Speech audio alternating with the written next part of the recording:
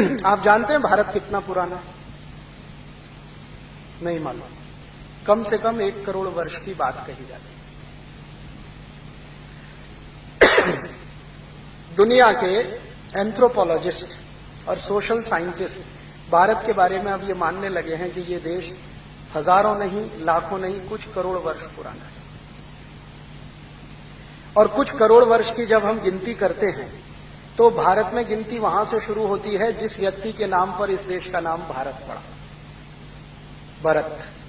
और भरत का जन्म आज से 8 करोड़ कुछ लाख वर्ष पहले हुआ।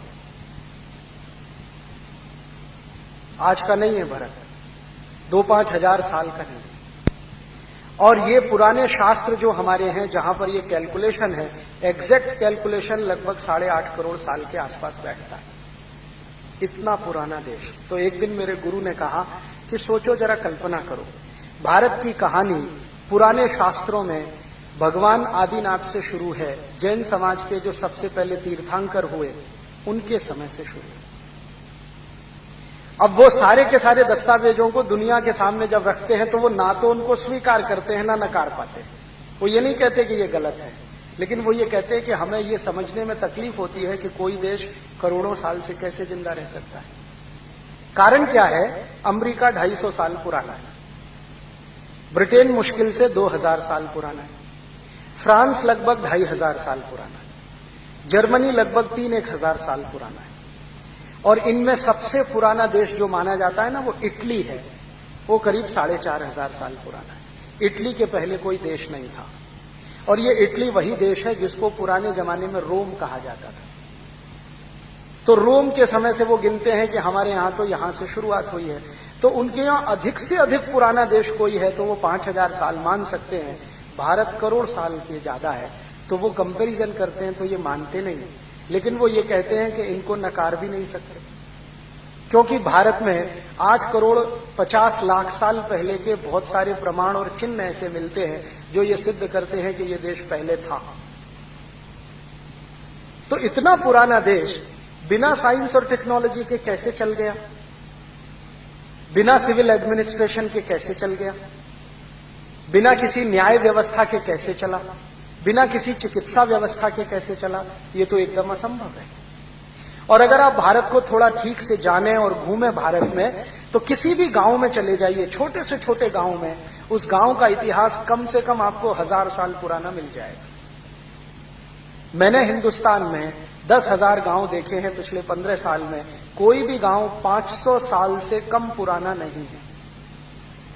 500 साल तो मिनिमम एज है उनकी। और वो अपनी एज कैसे गिनते हैं? उन सभी गांवों में कोई ना कोई ऐसा मंदिर है जिसको बनाने की डेट उस पर लिखी हुई है। और मंदिर तभी बनता है जब कोई बस्ती बस जाती है।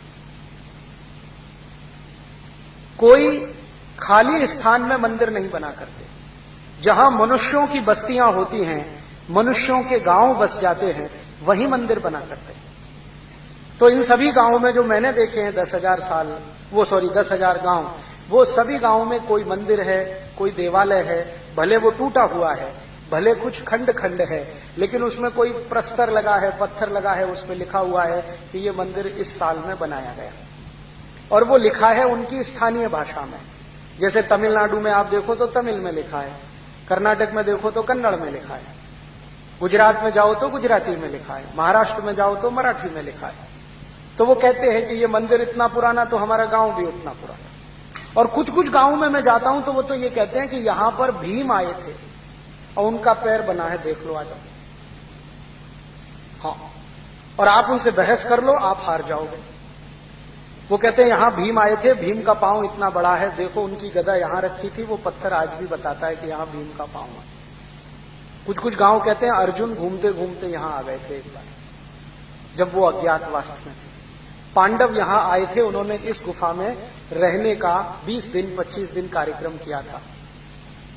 तो अब ये अर्जुन हैं, पांडव हैं, भीम हैं, ये तो आज के नहीं है, ये तो लगभग 5000 साल पुराने हैं। माने कई गांव ऐसे हैं जो 5000 साल पुराने हैं। तो इतना पुराना देश जहां पर कोई व्यवस्था नहीं हो तो कैसे चलता है? आप जरा अपने घर के बारे में कल्पना करो। आपका घर अगर पुराना होता जाए तो उसको टिकाए रखने के लिए कुछ करना पड़ता है, उसकी डेंटिंग पेंटिंग कुछ ना कुछ करनी पड़ती है, उसकी सारी व्यवस्थाएं ठीक रखनी पड़ती हैं, तब जाके घर ज्यादा दिन तक टिकता है। अगर हम घर की देखभाल करना बंद कर दें तो घर बहुत दिनों में खंडर हो जाएगा। ऐसे ही देश की देखभाल अगर नहीं हो तो देश भी खंडर हो जाएगा। लेकिन यहां देखभाल हुई होगी तो इतने सालों से यह देश चल रहा है। भारत में बहुत सारे गांव हैं जिनके नाम महाभारत की कहानियों में गिने जाते हैं, सुने जाते हैं, सुनाए जाते हैं। बहुत सारे गांव, उनके नाम बिल्कुल स्पष्ट, और उन गांव में रहने वाली जातियों के नाम महाभारत की कथाओं में कहे जाते हैं, सुने जाते हैं। तो ये कोई झूठ मूठ तो हो नहीं सकता। और अभी दुनिया के आधुनिकतम विज्ञान के केंद्र नासा ने स्वीकार किया है कि ये जो महाभारत कभी हुआ वो कल्पना नहीं है, वो सच्चाई है। और अभी नासा ने कुछ फोटोग्राफ्स रिलीज किए हैं जो ये बताते हैं कि कभी कुरुक्षेत्र हुआ करता था जहां पर इस तरह के युद्ध हुए हैं। और उसी नासा ने अभी कुछ फोटोग्राफ्स निकाले हैं जो सैटेलाइट की मदद से लिए गए हैं कि भगवान श्री राम के जमाने का बनाया हुआ पुल जिसका नाम है सेतु समुद्रम, वो आज भी जीवित है मद्रास से 40 नॉटिकल माइल की दूरी पर। और वो पुल शुरू हुआ है भारत से और गया है श्रीलंका तक। तो हमने तो पढ़ी है कहानी कि रामचंद्र जी ने पुल बनाया था, उसमें नल और नील दो बड़े कंस्ट्रक्शन इंजीनियर हुआ करते थे, सिविल कंस्ट्रक्शन का जिनको बहुत नॉलेज था, उन्होंने वो पुल खड़ा किया था। पढ़ा है कि नहीं पढ़ा? अब मैं नल और नील को कंस्ट्रक्शन इंजीनियर इसलिए कह रहा हूं कि आपको जल्दी समझ में आए।